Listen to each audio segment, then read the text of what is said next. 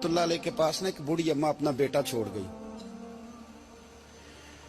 तो हजरत साहब ने को 2, 4, 5 महीने रखा। तो बाद में उसकी अम्मा को बुला के कहा कि भाई तू बेवा है, बेटा तेरा यतीम है, मैं नहीं चाहता कि इसका वक्त जाया हो।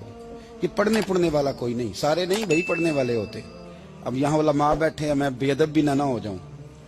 कुछ पूरे 8 साल लगा के भी आ जाते हैं, सनद भी उनके पास होती है। नाराज ना हो जाना, ये तो सब अच्छे लोग हैं। सनद होती है पर पता कोई नहीं होता। ये आला हजरत ने लिखी है बात। सनद होती है, पूरी डिग्री होती है, उस पर कई लोगों के साइन भी होते। तो बहुत सारे तालिब इल्म ऐसे होते हैं जो मदारस में कहते हैं मैं फाजल फलाह हूं, लेकिन कोई शय पास। तो मौलाना सरदार अहमद साहब मुहद्दिस आज़म पाकिस्तान रहमतुल्लाह अलैह उस बूढ़ी को कहने लगे तेरा बेटा कुंद देना है, पढ़ना पढ़ाना इसने कुछ भी नहीं, तो यतीम बच्चा है, कल को तो कहेगी कि मेरे बेटे ने वक्त जाया किया तो वापस ले जा। बूढ़ी अम्मा रोने लग गई, कहने लगी मैं पढ़ाने तो नहीं लाई थी, मैं तो आपको रब का वली समझती हूँ, मैं तो नौकरी कराने लाई थी। नौकरी हजरत अनस बिन मालिक कहते हैं मेरी अम्मा भी हुजूर की बारगाह में दे गई थी। हुजूर की बारगाह में ये नहीं कहा था कि या रसूलल्लाह पढ़ा दें, हाँ हाँ मैं जिम्मेदारी से बात कर रहा हूँ। ये नहीं कहा था हुजूर मुजाहिद बना दें, ये थोड़ी कहा था कि या रसूल अल्लाह सल्लल्लाहु तआला अलैहि वसल्लम से मुफस्सिर, मुहद्दिस, मुहक्किक, मुफ्ती बना दें। हजरत अनस की अम्मा कह गई थी सोनिया जब तक ये रहेगा ना आपकी नौकरी करेगा, ये घर के काम काज करेगा, ड्यूटी करेगा, हुजूर ये आपकी नौकरी करेगा। तो मेरे महबूब ने फिर दुआ कर दी, अल्लाह इसे बरकत अता फरमा। तुम समझता है खिदमत वाला खाली रह जाता है? जितना जायका खिदमत वाले को मिलता है, जो उसके नसीब में आता है, वो किसी का नसीब कहां भाई। हजरत अनस कहते हैं हुजूर ने दुआ कर दी, बरकत की। मुझे तो खेती बाड़ी आती भी नहीं थी, पर लोगों के बाग में साल में 1 दफा फल लगता था, मेरे बाग में 2 दफा लगता था। हुजूर ने दुआ कर दी अल्लाह इसे औलाद दे। फरमाते हैं मेरे बेटे, मेरे पोते, मेरे नवासे, मेरी बेटियां, फरमाते हैं मैं जिंदा हूं और मेरी 100 औलादे मौजूद हैं। परेशान हो गया 100 सुन के बच्चे 2 ही अच्छे, 100 औलादे मेरी मौजूद हैं। हजरत अनस भी मौलाना सरदार अहमद साहब के पास ना छोड़ गई बच्चा, कहने लगी हजरत जी मैं को पढ़ाने के लिए थोड़ा छोड़ गई हूँ, मैं तो इसलिए छोड़ के गई हूँ कि आप मेहरबानी करें, खिदमत कराएं। तो हजरत जी कहने लगे कोई ऐसा काम ही नहीं, खिदमत वाला क्या कराऊं। कहने लगी पट्ठे पवा लिया करो जी। हम लड़ पेंदे ने, कहने ने बच्चे काम कर दें मदरसे का। हालांकि अब कहां बच्चे काम करते हैं, अब तो गुजर गया दौर, अब तो बच्चे काम कराते हैं। अब बच्चे भी नाराज हो रहे हैं, घूर घूर के देख रहे हैं। सही कह रहा हूं आपको, बच्चे काम कराते हैं, बच्चे कहां काम करते। कहने लगी ये चारा डाले करेगा आपकी भैंसों को। तो हजरत ने उसको कहा कि बीबी चारा मेरी भैंसों को डालने के लिए मैंने बंदा रखा हुआ है, तो तू जा ले जा। कहने लगी हाथ बांध के हुजूर मेहरबानी करें रख ले, चारा डालेगा। और पुत्र तवज्जो से चारा डालना हजरत की भैंसों को। रोने लगी, हजरत ने रख लिया, महीने का खर्चा भी देते। शाम को ना वो सारा दिन काम करता, शाम को आके पैरों में भी बैठ जाता। हजरत जी लाएं तेल थोड़ा सा, पैर ना दबा दूं। 8 साल साथ वाले पढ़ते रहे, ये बेचारा नौकरी करता रहा। मेरा रूप भी नहीं ते मेरा रंग भी नहीं, और मैनू यार मनान दा टंग भी नहीं। कभी कभी ना हजरत बिलाल हबशी फारग होते ना, तो नबी पाक की बारगाह में अर्ज करते हुजूर कोई काम तो नहीं, सारे हो गए, हुजूर जाऊं जरा, चले जाते। एक दिन सलमान फारसी कहने लगे या रसूलल्लाह ये बिलाल कहां जाता है। फरमाया जा देख के तो आ। हजरत सलमान वापस आए तो आके रोने लगे, कहने लगे सोनिया जब यहां से जाता है ना तो जाके सैयदा फातिमा की चक्की पीसनी शुरू कर देता, बीबी साहबा के काम करने लगता है, घर में जाके असनैन की ड्यूटी करता है, वहां भी काम यहां भी काम। वो चारा डालता रहा, उसने चारा डाला।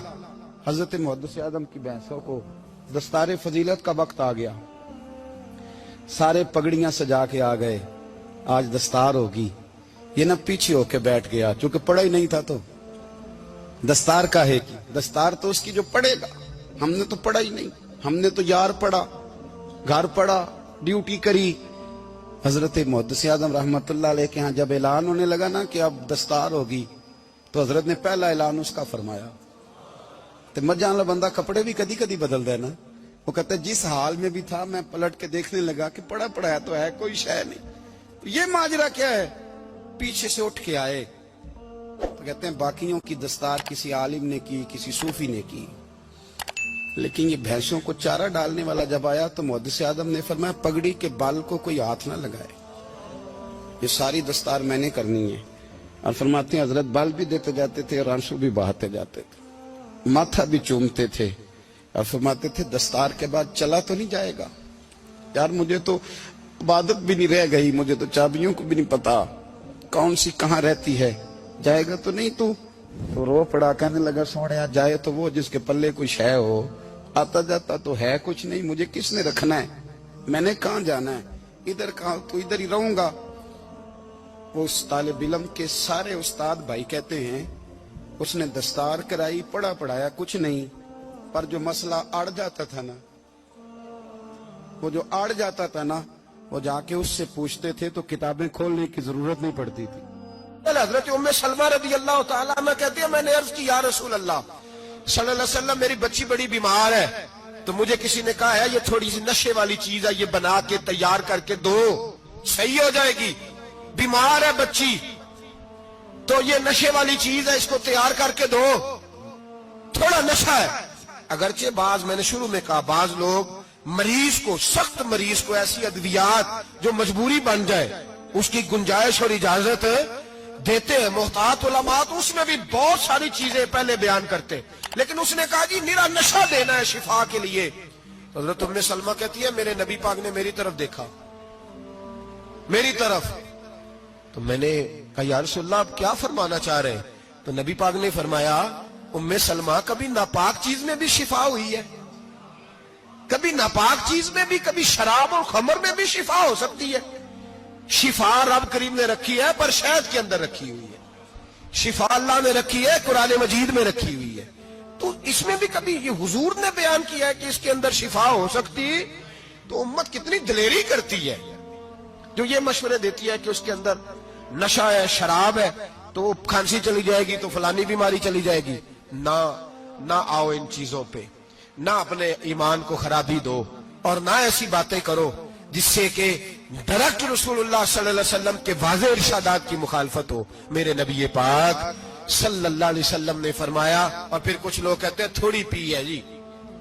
اب تو میں تجزیے میں پڑھ رہا تھا کہ ایسی شراب ایجاد ہو گئی ہے, لوگ شراب پیتے ہیں اور وہ مست بھی رہتے ہیں, کار بھی چلاتے رہتے ہیں, کہتے ہیں جی نہیں ہمارا ذہن معاف نہیں ہوا تو یہ والی صحیح ہے, نشہ نہیں لاتی.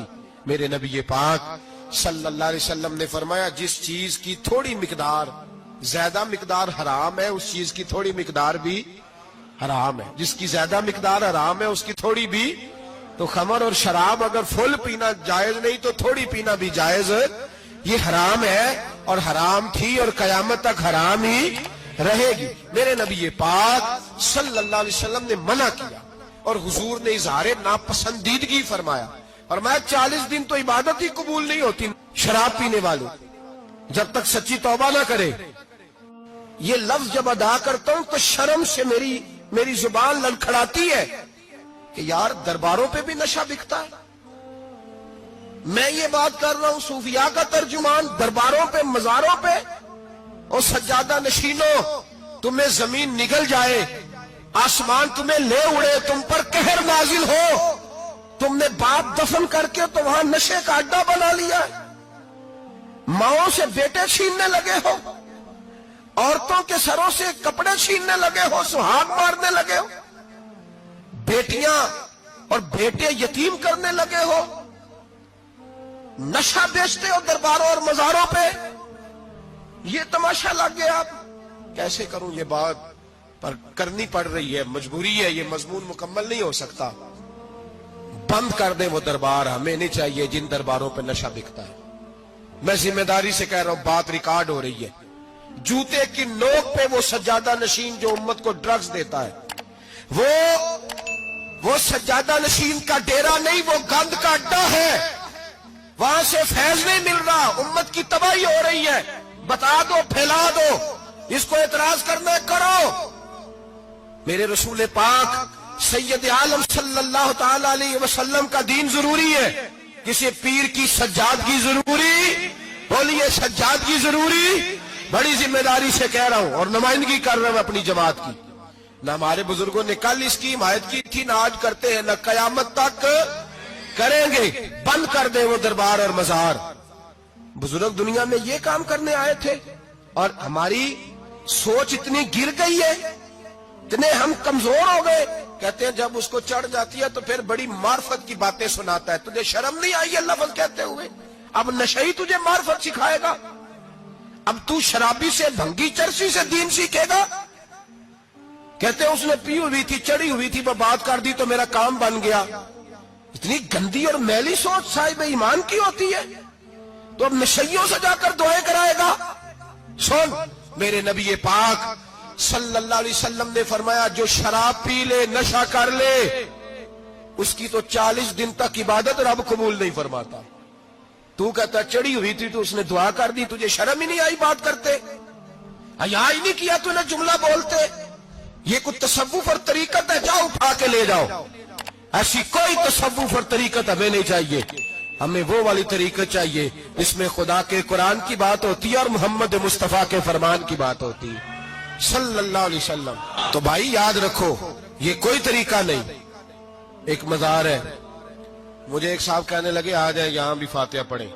میں نے کہا یہاں کیا ہے؟ کہنے لگے تھے تو بابا جی نشہ وشا کرتے، پر اب سنا ہے لوگوں کی منتیں بڑی پوری ہوتی ہیں، مجھے جذبات بڑے کم آتے ہیں۔ میں نے اس آدمی کو گریبان سے پکڑ لی، میں کہ ادھر ہٹ، وہ تو نشہ کرتا تھا اور تو جاتا تھا، تیری یہ کیسے طاقت ہوئی؟ تو نے مجھے مشورہ دے دیا، تو ہمیں کمزور سمجھتا ہے؟ ہم کمزور ایمان کے لوگ ہیں، اور میں یہاں تجھے کہوں گا نہیں نہیں میں یہاں نہیں جاتا، میں وہاں جاتا ہوں۔ بالکل کوئی لگی لپٹی بات نہیں، کھری بات۔ تصوف وہ، دربار وہ جہاں قرآن پڑھا جائے اور رسول اللہ کی حدیث سکھائی جائے، باقی کوئی مطلب نہیں کسی قسم کا۔ میں داتا صاحب کبھی جاؤں نا جلسہ کرنے کسی کام سے، کسی تقریب میں، تو میں داتا صاحب کے مزار پہ نہیں جاتا۔ میں کہتا ہوں یار یہ یرانہ نہیں کہ بندہ کسی کام آیا تھا تو فاتحہ پڑھ لی، واپس چلو، گکھڑ سے سپیشل آئیں گے داتا صاحب کے مزار پہ حاضری دینے۔ اور میرے سنگی گواہ ہیں کہ میں سپیشل ٹائم نکال کے بہت سارے کام چھوڑ کے سپیشل جاتا ہوں، اور میں مراد ماننے نہیں جاتا، میں داتا صاحب کا شکریہ ادا کر دے جاتا ہوں۔ میں ان سے کہتا ہوں حضور آپ کی مہربانی، آپ یہاں آئے تو ہمارے بڑے بھی رسول اللہ کے غلام بن گئے۔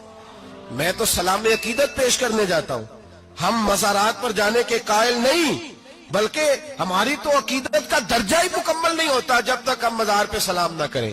پر مزار داتا صاحب کا، مزار خواجہ معین الدین اجمیری کا، مزار غوث اعظم جیلانی کا، مزار محدث اعظم مولانا سردار احمد کا، مزار اولیاء کا، مزار میاں شیر محمد شرک پوری کا، مزار رب کریم کے بندوں کا۔ بھنگیوں چرسیوں کے مزار نہیں ہوتے، اور نام ان مزارات کے قائل ہیں، بالکل قائل نہیں ہم۔ میں تھوڑے دن پہلے لاہور گیا تھا تو میں کار میں میاں صاحب میاں شیر محمد شرک پوری کا ذکر کر رہا تھا، میں اپنے دوستوں سے کہہ رہا تھا یار بہت بڑا بابا ہوا ہے، تو مجھے کہنے لگی کرامت کیا ہے؟ میں نے کرامت یہ ہے کہ ساری زندگی سنت کا درس دیا ہے۔ تو مجھے کہنے لگے آپ کبھی گئے نہیں؟ میں نے کہا میں اسپیشل گیا تھا، اور تھوڑے دنوں کے بعد پروگرام بناؤں گا تو میں ساتھ لے کے جاؤں گا۔ ہم مزارات کے قائل ہیں، حاضریاں دیں گے مزاروں پہ، لیکن بھنگیوں چرسیوں کے مزاروں پر جانے کے قائل ہیں، زور سے بولے، یہاں جانے کے قائل ہیں، کوئی عقیدہ نہیں ہے ہمارا۔ نشہ بکے گا اب مزاروں پہ، اب یہ تصوف ہوگا وہاں، یہ طریقت ہوگی۔ اور ملت پر رحم کھاؤ، خدا را، اگر تمہارے قومی ادارے کہتے ہیں رپورٹ کرنے والے کہ 70 لاکھ پاکستانی نشہ کرتا ہے، تو کیا تمہیں یہ نہیں پتا کہ نشہ بیچتا کون ہے؟ کیا تمہیں یہ نہیں پتا کہ ڈرگز کا کاروبار کون کرتا ہے؟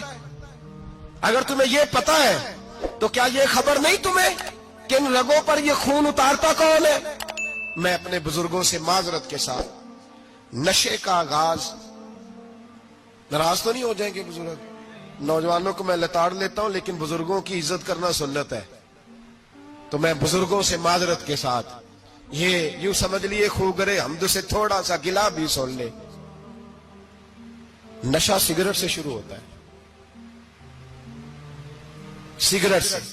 میں تمباکو کو حرام نہیں کہتا، یہ فتویٰ نہیں دے رہا، تمباکو کا حکم وہی ہے جو مولی کا ہے، جو کچے پیاز اور لہسن کا ہے، کہ آپ جب کھا لیتے ہیں تو منہ سے بدبو آتی ہے، تو آپ مسجد میں آئیں تو آنے سے پہلے مسواک کریں، منہ صاف کریں، پھر آپ آ جائیں۔ تو جائز ہے، مکروہ ہے لیکن حرام ہے۔ لیکن تمباکو سے آگے جب حالات بڑھتے ہیں، تجزیہ نگاروں نے لکھا ہے کہ ہمارے پنجاب کے کچھ علاقوں میں اب سگریٹ سے نکال کے نا، پہلے بھی بھرتے تھے لوگ اس میں بڑا کچھ، اب پتہ ہے کہ نیا نشہ ایجاد کیا ہے، اب اس کے اندر چربی بھرتے ہیں اور چھپکلی کو مار کے سکھا کے خشک کر کے اس کو پیس کے وہ ساتھ نشے کے ملاتے ہیں، اور اس کا حال یہ ہوتا ہے کہ آدمی کو زیادہ نشہ ہوتا ہے، اور کہتے ہیں وہ اتنا گند ہے کہ وہ آدمی کسی کو دانت بھی لگائے گا تو وہ بندہ بھی بیمار ہو جائے گا۔ کیا یہاں لوگ اسپرٹ نہیں پیتے آپ کے ملک میں؟ اور ہم کبھی سڑک پہ جاتے ہیں تو نشئی کو دیکھ کے مذاق کرتے ہیں، دیکھنا میں ہارن لگاؤں گا تو گاڑی کے ہارن سے گر جائے گا، لیکن تجھے پتہ نہیں کہ یہ کسی ماں کا بیٹا ہے، پتہ نہیں کسی بیوی کا شوہر ہے۔ ایک ہمارے دوست ہیں، بزرگ ہیں، ان کا داماد فوت ہو گیا، نشہ کرتا تھا، تو میں تعزیت کرنے ان کے گھر پہنچا تو کھڑے ہو گئے ہاتھ باندھ کے، کہنے لگے حضرت صاحب باقی ساریاں گلاں چھڑ دیو، صرف نشے تے تقریر کریا کرو۔ وہ جب جیتا تھا تو تب بھی اس کے بچے یتیم ہی تھے، یتیم ہی تھے۔ میری بیٹی جب میرے گھر آتی تھی اور میں اپنے پوتوں کے اترے کپڑے اسے پہننے کو دیتا تھا تو میرا کلیجہ پھٹتا تھا، اور میری بیٹی اس کی زندگی میں بھی بیوہ کی زندگی گزار رہی تھی، وہ میری بہوؤں کے اترے ہوئے کپڑے پہنتی تھی، کوئی دعا کرو، کوئی جلسے کرو، یہ لت ختم ہو جائے۔ اور کہنے لگا اب میرے وہ چلا تو گیا ہے، دادا دادی اس کے پہلے کوئی نہیں، چچا ہے کوئی نہیں، جب تک تو میں زندہ ہوں ان نواسوں کو کوئی روٹی کا لقمہ، کوئی کپڑا مل جائے گا، لیکن سوچتا ہوں میں بوڑھا ہوں، مر گیا تو ان کو کوئی پوچھے گا بھی نہیں، کون ان کی خبر۔ اتنا ظلم اس قوم سے، اتنی زیادتی، اور آرام سے لکھ کر لوگ گزر گئے کہ یہ 70 لاکھ ہے، ان کا درد تو سمجھو، تکلیف تو سمجھو۔ 7 فٹ کا سونا جوان اور نشے کا عادی ہے تو کسی نالی میں پڑا ہوا ہے۔ اور میں نے کہا اس قوم کے ساتھ اس سے بڑا بھیانک مذاق کیا ہوگا؟ کوئی دانشور تھا بڑا ظالم، اس ظالم سے کوئی مشورہ لینے آیا، اس نے آ کے کہا تو بڑا ظالم ہے، بڑے کڑوے مشورے دیتا ہے، میرا ایک دشمن ہے، میں اس سے بدلہ لینا چاہتا ہوں، میرا دل کرتا ہے اس کا بچہ قتل کر دوں تاکہ وہ تڑپے۔ تو ظالم نے کہا اسے قتل نہ کر، وہ تو اس کا باپ 2-4 مہینے رو کے چپ کر جائے گا، پھر میں سخت سزا دینا چاہتا ہوں، مشورہ دے۔ تو اس نے کہا اس کے بچے کو نشے پہ لگا دے، جس کا بچہ نشہ کرے گا وہ باپ روز مرے گا، روز جیے گا، وہ ماں روز مرے جیے گی، نشے پہ لگا دے۔ اس قوم کے ساتھ سب سے بڑا ظلم یہ ہوا کہ ملت کا جوان نشے پہ لگ گیا، ڈرگز پہ لگ گیا، اتنے تباہ حالات ہوئے کہ جوان چڑھتی جوانیاں، اماں نے کتاب دے کے بھیجا تھا، اور کالج سے واپس آئے تو نشے کے ٹیکے ہاتھوں میں پکڑے ہوئے، ٹیکے۔ اور آپ کے اس ملک کے اسلام آباد میں ایک دن میڈیا نے وہ خبر بھی وائرل کی اور وہ چیز بھی دکھائی لوگوں کو، 3 مہینے کا بچہ لے کے نشئی سڑک پہ آ گیا، اس نے کہا میرا نشہ ختم ہو گیا، میرا بچہ خرید لو، 2 پڑیاں دے دو۔ تو وہاں بیبیاں جو سن رہی تھی وہ بھی چیخے مار کے رو رہی تھی۔ یہ ظلم کیا اس قوم کے ساتھ، اور کرپشن کی لعنت نے اجازت دی سپلائی کرنے والوں کو کہ گلی گلی بھیجے، گلی گلی۔ انہوں نے کچھ تھوڑا ظلم نہیں کیا ان حکمرانوں نے، اور ہماری اپوزیشن اس کو نہ صرف اتنا پتا ہے کہ یہ جائیں اور ہم آئیں، اس سے زیادہ کوئی غرض نہیں۔ بھائی کرپشن کے خلاف نکلے ہو تم، نشے کے خلاف کس دن نکلو گے؟ جوئے کے خلاف کس دن؟ قوم تو مر رہی ہے نشے سے، اس کے خلاف میدان میں کب آؤ گے؟ صرف اتنا ہے کہ یہ جائیں اور ہماری باری آئے، اس سے زیادہ کچھ نہیں۔ جتنے مجرم وہ ہیں اتنے ہی تم بنتے جا رہے ہو۔